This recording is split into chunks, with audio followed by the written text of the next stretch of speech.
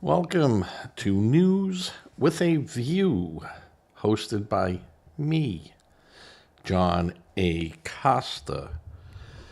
This is a conservative-leaning podcast, but I do take in views from both sides.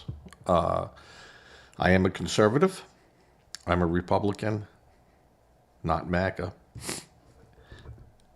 I'm a Federalist. I take in the Constitution. Democrats can be a Federalist. So it works both ways. I want to thank everyone who is watching, everyone who has subscribed. I appreciate it. If you like the program, leave comments. If you don't like the program, even more of a reason to leave a comment. But you should all subscribe. Because how else will you know if I'm saying wonderful things or I'm just spewing rhetoric? That's for Bob in New York. All right, everyone, this is April 20th. Big happy birthday to David. Happy birthday to Laura. And happy birthday to anyone else out there that happens to have a birthday on the 20th. Today will be episode 55 of my program. You could search my playlists. I have approximately 400 videos out there. I apologize. The allergy that never goes away. So, ever since COVID, I've had a runny nose. All right, in today's podcast, I'm going to talk about, again, in the last couple of ones, Tim Walz. Seems that Democrats are giving him a lot of traction. I'm going to be talking about, I apologize again, I'm going to be talking about Cuba, an LA Times article. I'm going to talk about a 60 Minutes article about, them saying that Trump is not telling the truth about Iran, and it really is a very slanted article. And again, 60 Minutes, not to start at that point, but 60 Minutes is really terrible. Terrible. They have absolutely no credibility anywhere. And then I'll be talking about the Iranian ongoing negotiations and basically what I believe is the ultimate strategy of the president. All right, let's continue. Walz wants to start a small town PAC, and the PAC is a political action committee for small towns in Minnesota.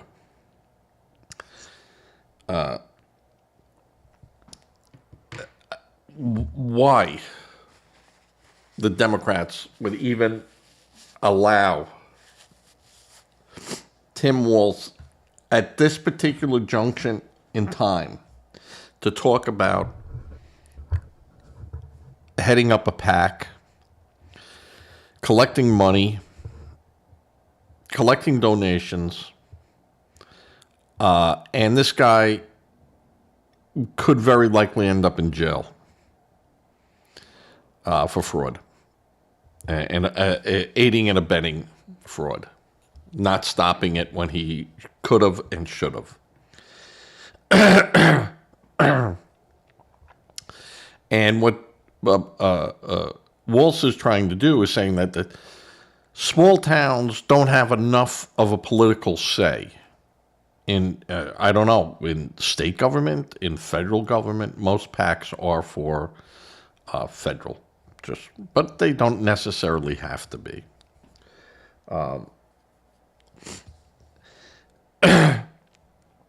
So Tim Walz is saying they need money to make the voices of these small towns heard. Well, Tim, you were the governor, and you said you had the hearts and minds of all these people in small towns. What you've said, why do you need a political action committee? Why not just do what you were doing?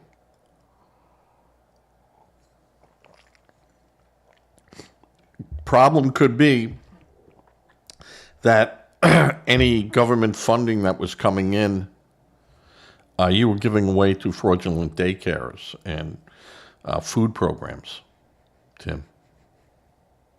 Right? Because that's what your state's accused of.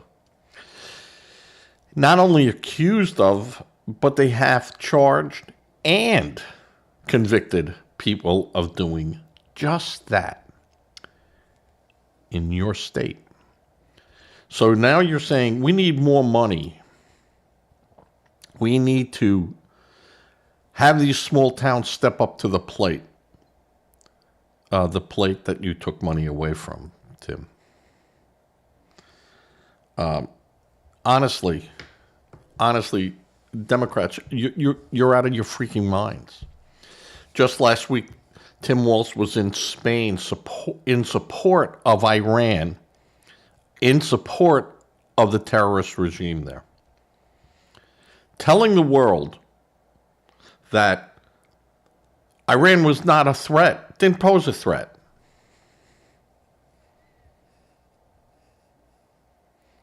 Yeah. You didn't think Iran posed a threat. Tim, you didn't think people were stealing from the state because you were so generous and kind that you didn't think anyone would ever do anything like that. How the Democrats can get behind this guy and give him the juice that he's getting, I don't get it. And again, Democrats, again, you failed in 2024 because you kept leaning left. And the people said, no, not going to happen. We're tired of that. It's not working. So your answer to that now in 2026 during a midterm is let's lean even more left. The support of a socialist and radical for a New York City mayor. The choices of a mayor that has been absolutely horrendous for Chicago 2 times.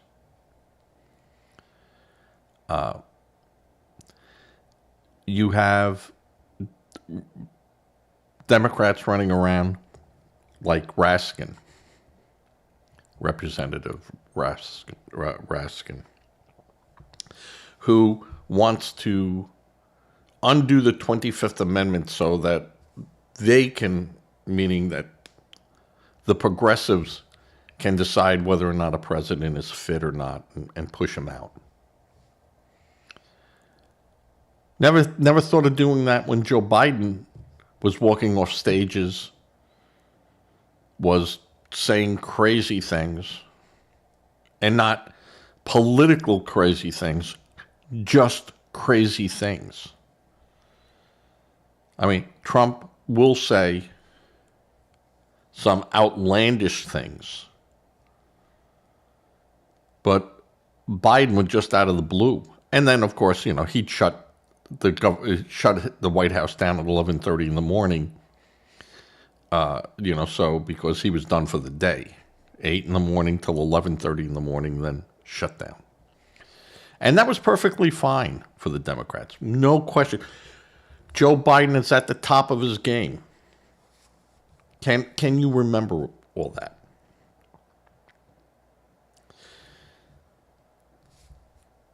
Joe Biden is going to do a second term. We support him. We're behind him. Harris out in California, the day before Biden pulled out, and he didn't pull out, he was forced out of the campaign, secured hundreds of millions of dollars with the assurances that Joe Biden was going to stay in the race after his disastrous debate with Donald Trump. The debate ended up so bad for the Democrats that they wouldn't even think of having one against him with Harris. And just said, we're just going to roll the dice. We're hoping enough people hate Trump that pushes our guy over or gal over the top. And they knew it wouldn't. But now, going back to Walls, who would trust this guy with money? Who would trust this guy with leadership? Oh, the Democrats would. Now, I am sure and certain that if the Democrats were in power and Jeffrey Epstein was still alive, they would allow him to open an all-girls school.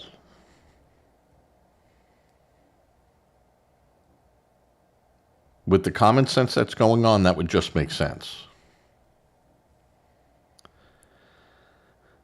I don't get it, Democrats.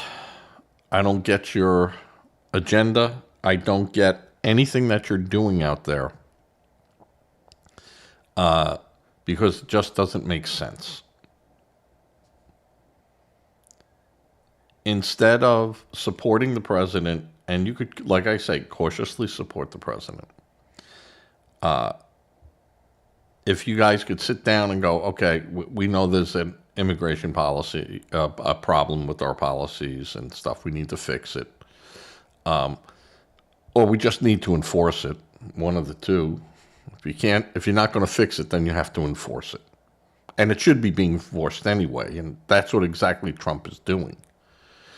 And promised to do, and is doing it. And the truth of the matter is, it's the Democrats that are stopping that from happening, which was the will of the American voters to please do something about immigration. So I don't understand this whole Democratic mindset. And when I say Democratic, I'm not talking about my neighbors who might be Democrats. Though they might believe in it, but they have very little say in it except through money. And if I was a Democrat, I wouldn't give a penny to the DNC. So, Tim Walz wants to start a political action committee for small towns in Minnesota, and then wants to probably make this nationwide. How anyone would trust this guy, why anyone would trust this guy, is beyond me.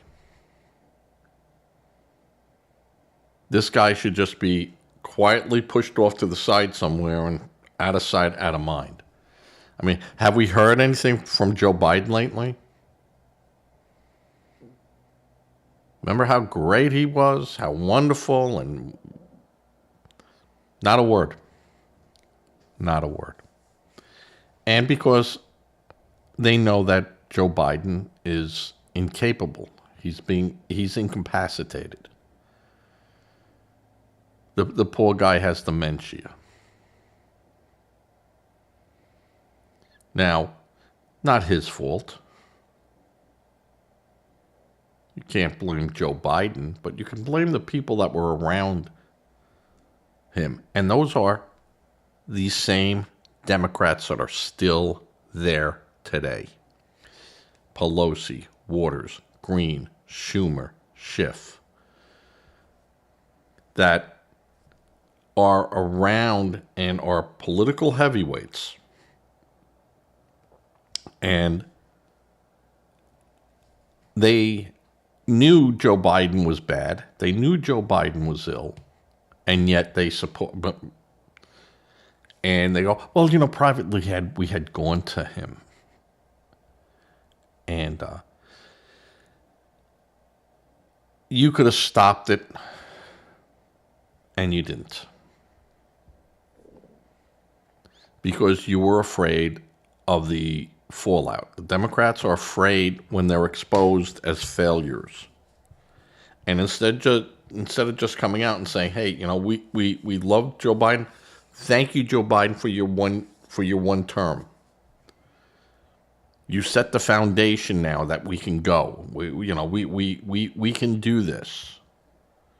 And now we have someone else that's going to, you carried that load as far as you can carry it, Joe. Thank you. But they didn't do that. The Democrats tried to pull a fast one. And the same people that screamed about democracy, which understand we don't have a democracy, were the first ones to violate the main core of a democratic republic, was voting. They allowed Joe to do the primaries, win it, and then took it away and said, now we're anointing that person over there.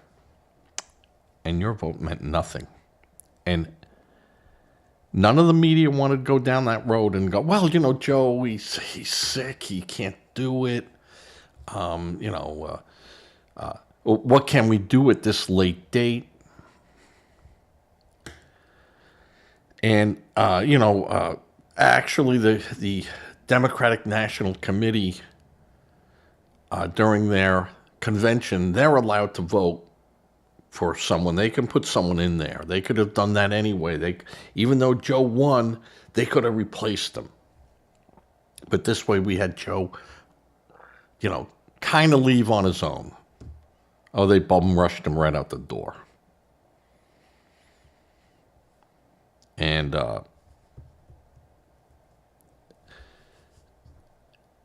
what ended up happening is they gambled the House of Representatives. And they lost. They knew they were going to lose the White House. And this is why the Democrats the people that are still there and running the show just can't be trusted. Awful, awful, awful decision making on that part. Okay, 15 minutes talking about the Democrats and Waltz and what are you guys thinking? Honestly, what are you guys thinking? Because it makes no sense. All right, the next topic. LA Times did an article on Cuba and Cuba's collapse. And it went from such a promising turn of events, because when when Obama went there, remember, Obama went to Cuba. And they said it was hopeful. He was going to open it up to tourism. He was going to do, some meaningful things to help Cuba. But did the Democrats ever lift the embargo that was created by the Democrats? And then now the article goes on to say that the embargo is being done to hurt the people of Cuba. Yeah, of course it's being done to hurt the people of Cuba.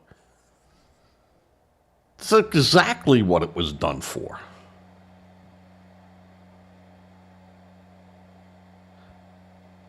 See, they don't use the word a siege anymore. They use the word embargo. And that's when you don't let anything into the country that they really need. Now, in the past, they always had Russia. Well, Russia went bye-bye. China couldn't really go in there. They could have, but they elected not to. And I'm sure they would have, and I'm still surprising they haven't. But,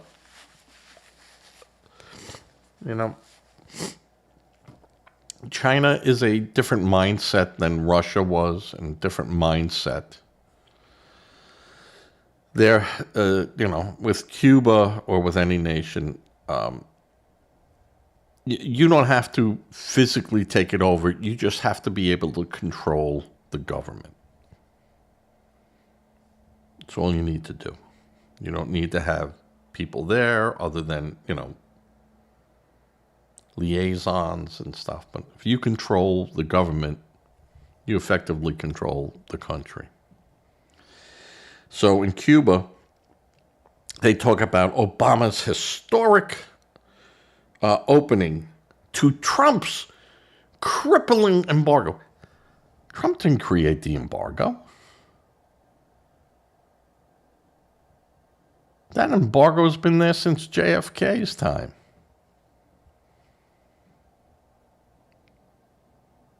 And Johnson. And Carter. Nixon.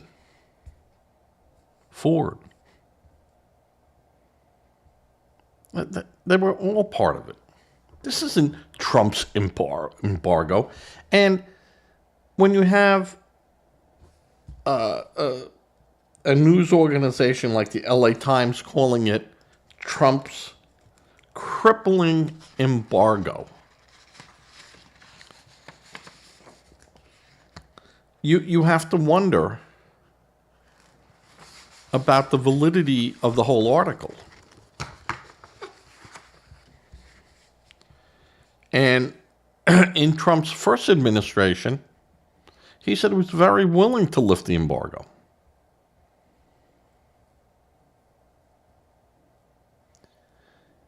If there was a change in the political direction of the government and a reconciliation of the properties that were seized by Fidel Castro and his Cuban government, of properties owned by international people, United States, France, England, that lost control of their properties.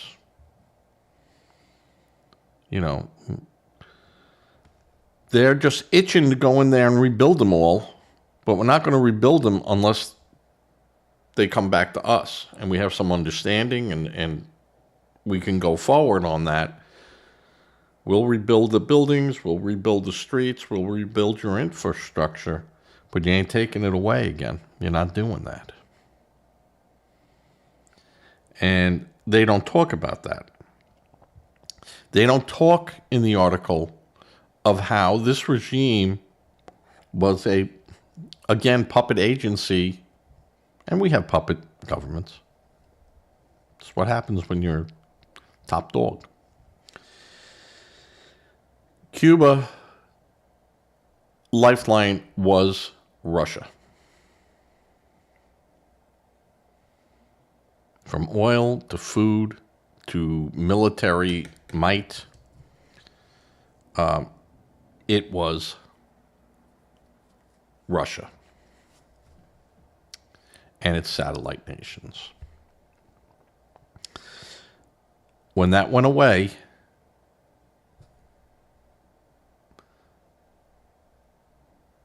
they had nothing. I mean, their biggest industry, of course, was sugarcane. I wouldn't even say, I call the fetish industry was, Cuban cigars. And back in the day, gambling and debauchery. Beautiful country. Very nice people. But socialism and communism fails. Always does. And then they have to face the reality of, what are we going to do? Well, you're going to have to come back into the fold. Because you're the ones asking us for help. Because you got nothing. And you got nothing because you had a failed system in place. One that could never work. Just can't do it. And Cuba, in the last 20 years, has become a beggar nation. They had to go to Venezuela to get oil. And that was the only thing keeping them going. The infrastructure, everything else collapsed. There was no way for them to have that fixed. Because oil came out of the ground there at costing Venezuela $3 a barrel, if that, to produce it and move it over to Cuba to use in a limited amount. Not a lot, but a limited amount. Enough to keep their cars going, enough to keep their military going, and enough to keep the lights on.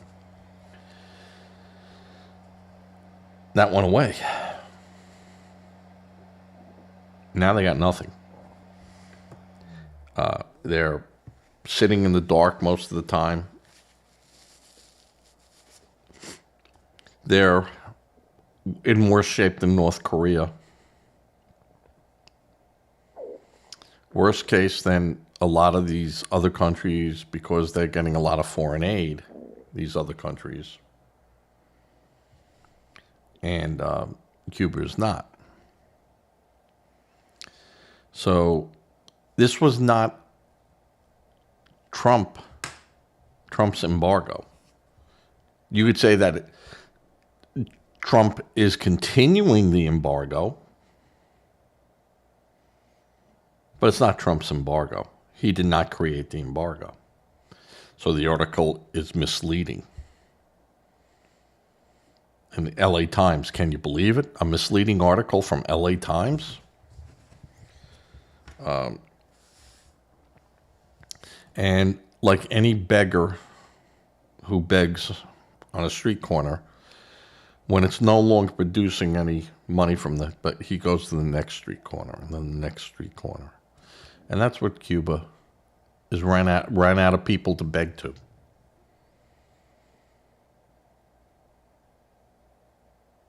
And I'm sure there's a lot of Cuban Americans that would go back to Cuba and help them.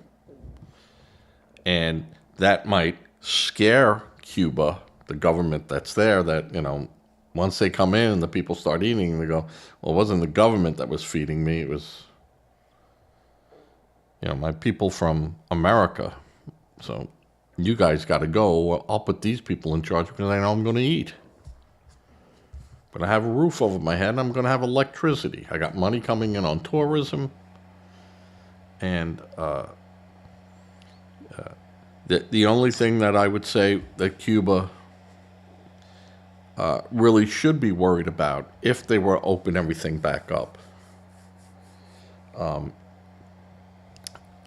Cuba was huge with gambling, huge with a jump-off point for illegal drugs. They really have to watch that. It might be a gem for a tourist spot. But there are pitfalls that they have to look at and go, we don't want to go back down that road again. So, but the idea that this is Trump's embargo on Cuba and all Cuba's problems are on Trump, it's not even good journalism. It's not even revisionist journalism. It's just outright lying. And I think that LA Times should be called out on it. It's just wrong. All right. 30 minutes into the show. An expert tells 60 Minutes Trump's Iran nuclear claim just not true. So, in this 60 Minutes interview, Dr. Matthew Bunn, B-U-N-N, a former White House nuclear advisor, now, of course, he's at Harvard, said that Trump's claim that Iran program has been obliterated, yeah, that statement is just not true. And Bunn said in a 60-minute correspondent, Vega, on Sunday, you can't say that a program that still has enough nuclear material for a bunch of bombs is obliterated. Now, in that statement, in that context,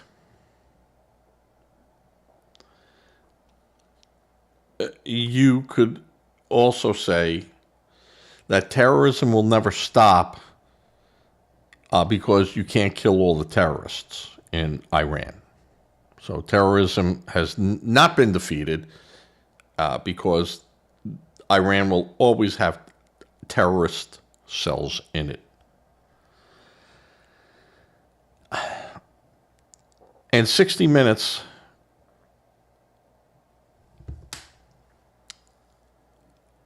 when they go out, when 60 Minutes goes out to look for a story, and they shop around for a story, and they'll find someone who they'll go, well, we want the story to be shaped like this, so this is the person that will shape the story the way we would want it to be shaped. Is Dr. Bunn lying? No. He is not lying.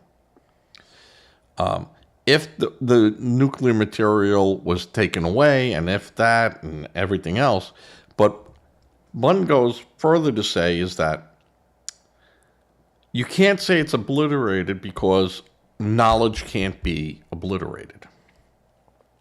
And in that sense, that's true.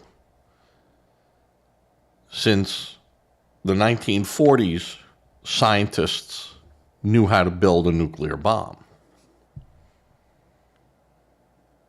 Countries knew what nuclear fission, how it worked, and how they could make it work. What they couldn't do was produce the fissionable material. You know, they could, but they just didn't have the economy. They just didn't have the, not even the willpower. They couldn't do it. It was impossible for them to do. So the only way they could build a bomb is if they got the material. You could build a bomb. A probably 2-year physics students could figure out how to make a nuclear bomb. Because the knowledge is out there in all the books. It's there. It's knowledge.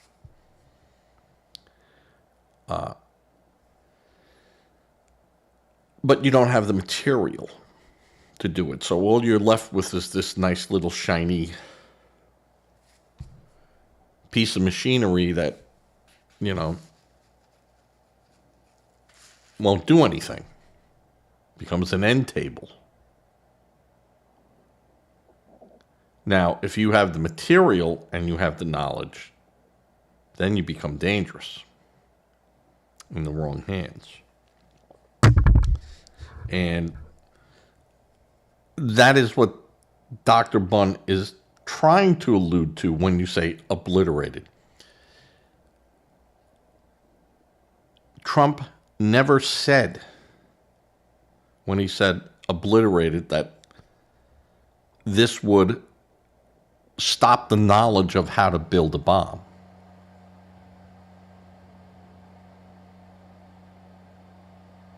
He just said that the program in making the materials for it, and now Trump has said even further that we will take that material from them either in a deal or by force. But at the end of that equation, Iran will get zero. Now, I don't believe that. I don't believe that for a second. I believe the deal is that we will buy their, and Europe will buy their nuclear material, but every gram has to be accounted for. And the only way they could do that is through supervision. And Iran cannot be trusted. Iran should never be trusted. 47 years of not keeping one of their deals. The regime that is there today cannot be trusted. And you can obliterate the regime which stops them making nuclear material. You're not going to stop anyone from getting the knowledge. The knowledge of how to make a bomb and the knowledge of how to take those raw materials that they have there and convert it over. So, is Dr. Bunn lying when he says just not true? No, that's not true. And he's getting hung up on words. And 60 Minutes knows this. And yet they're going out there to say, see, it didn't do anything. Attacking Iran didn't do anything. Because they could still do it. They have the knowledge. Well,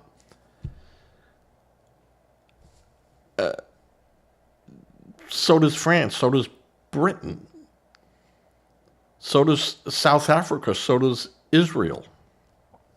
So does Japan, China, India, Pakistan. We know that. Everyone knows it. And we attacked the regime. We attacked their ability to continue making enriched plutonium. We never said that we destroyed what they have, because that would be a very terrible thing to do. Is because if that gets out, that's problems for a lot of people. We want to take it away from them. And when Trump says obliterate their program, it's dismantling their program. And 60 Minutes is not truthful. And 60 Minutes is purposely not truthful. And 60 Minutes has never been truthful.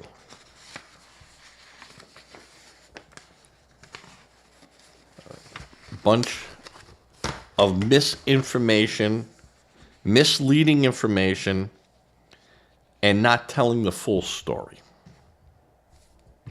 So, and that's my opinion.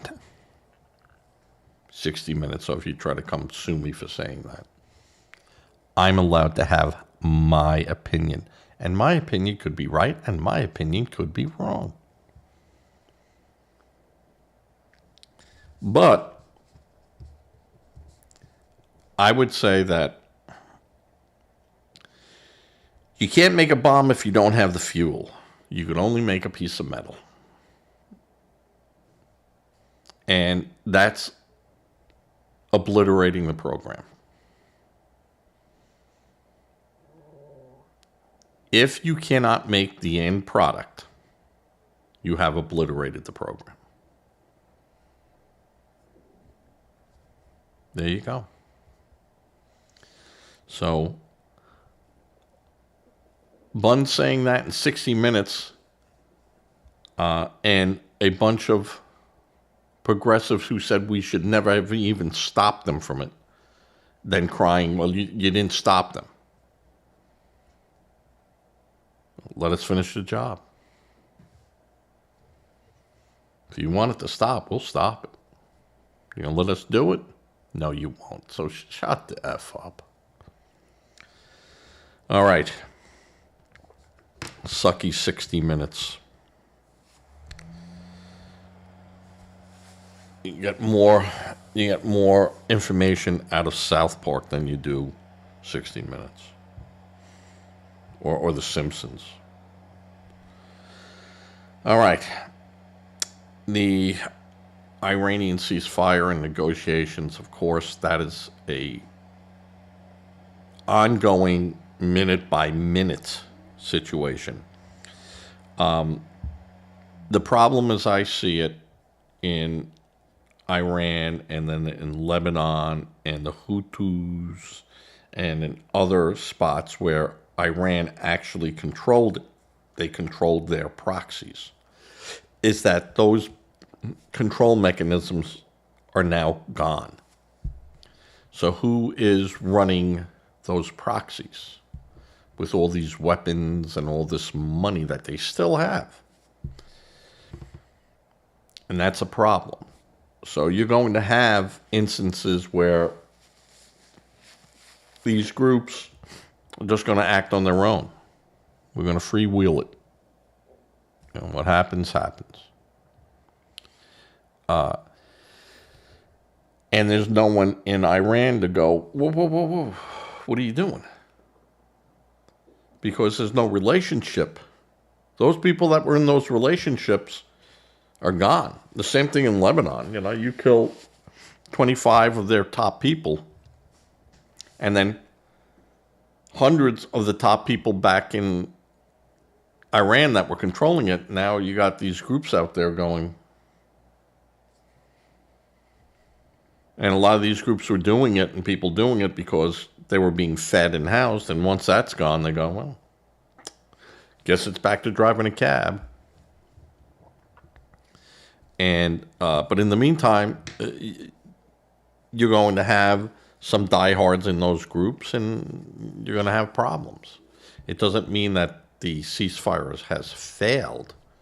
It's just that there's still kinks in it that have yet to be worked out.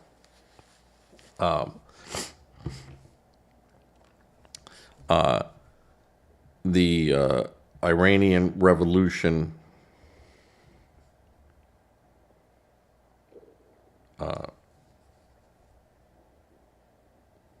Corps is a problem still. There are still people in charge there. Now, whether or not those people that are in charge there somehow were contacted by Mossad, the CIA, with the idea that going to need leadership here. The Revolutionary Guards, you know, the Iranian Revolutionary Guard Corps, will probably need to stay somewhat intact. But that's as long as you're willing to sit down with us and we'll dictate a deal to you. And in that deal, part of that process is that we're not going to kill you.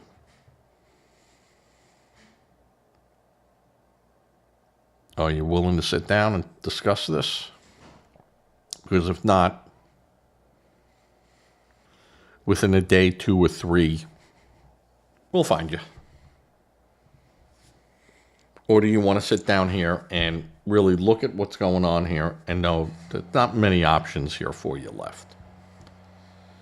So, and you really can't do anything unless you're alive. What are you going to do? That is what wise people would do. Now, I think Trump has been willing to appease people that go, we'll do this diplomatically. Let's try this diplomatically first. And Trump knows 47 years of history with Iran. You know, what they say about leopards and spots and, you know. So Trump is probably sitting back going, hey, guys, you want to go negotiate with them, see what you can do? Maybe. We get people in there that we go, hey, I think this can work. You know, in the long run, this can work.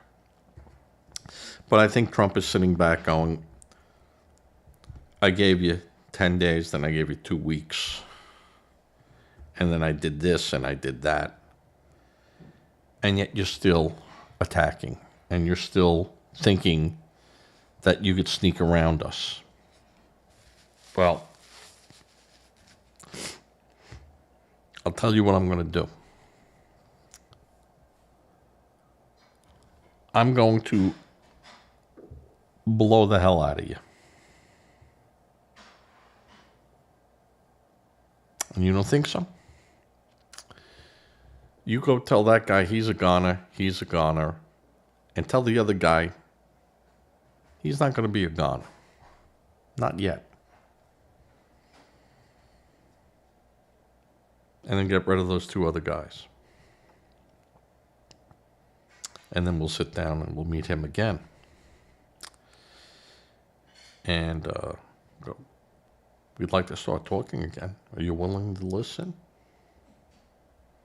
Are you willing to go down this road with us? And if no, you go too.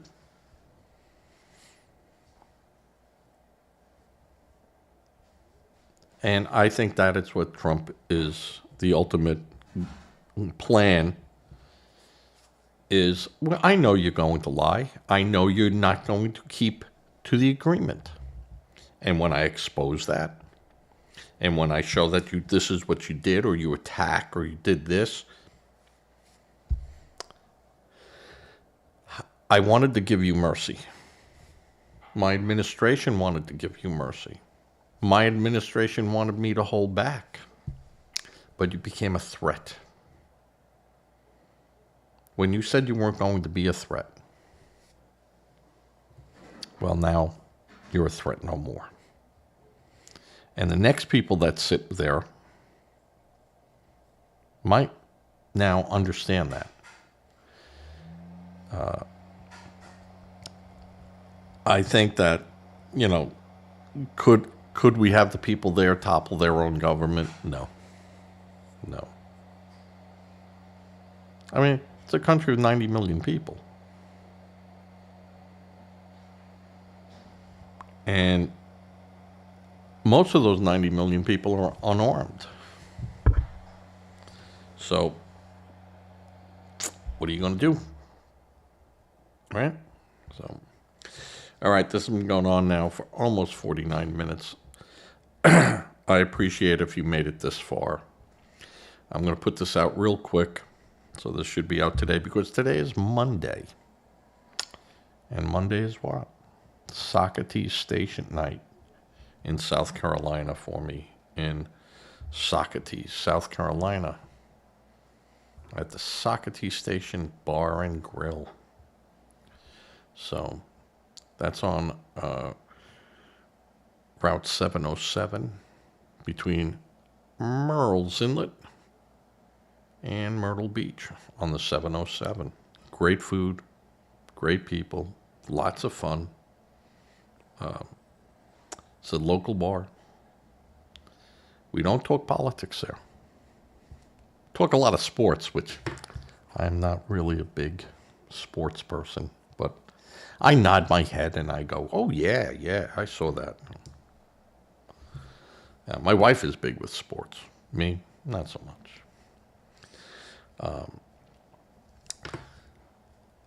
The bars, great food, great prices, great people. Parking's pretty easy.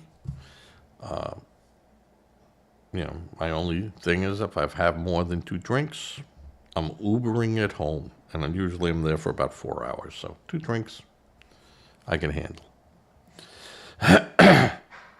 And if I don't think I can handle it, and there have been times where for whatever reason, they poured heavy or whatever, can't drive. Hello, Uber, $15 and I'm home.